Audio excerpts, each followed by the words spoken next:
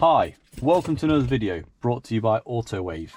In this video, we're going to show you how to back up and restore FEM coding using Xhorse VVDI2. Now, we've got the original working key and we're in a 1 series FEM vehicle. I'm just going to turn the ignition on. So as you can see, the car starts, functions absolutely fine, no warning lights on the dashboard. Sometimes, although very rarely, you can pre-programming a FEM spare key and it loses the coding to the vehicle. So as a precaution, you should always back up the coding. You can do this with various tools. I'm going to show you how to do it with VVDI2.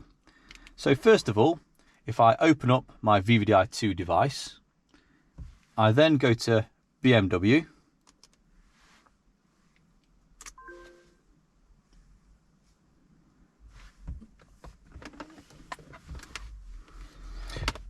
I'm connected via OBD in this vehicle. So if you just see down at the bottom, you've got an OBD connector connected in, and that's the only connection I have with the vehicle.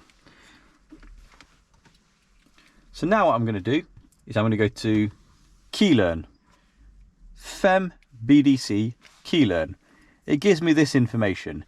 Now this vehicle has never had an additional key. The FEM hasn't been touched. Nothing has been done to it. So first of all, what I'm going to do is I'm going to hit Get Key Info. The key's still in my hand and the ignition is off. It's told us the keys. So it's read the data. As you can see, you got key position 1, key position 2. Now what I'm going to do is I'm going to hit backup coding. I'm going to hit backup coding. So it's reading the coding.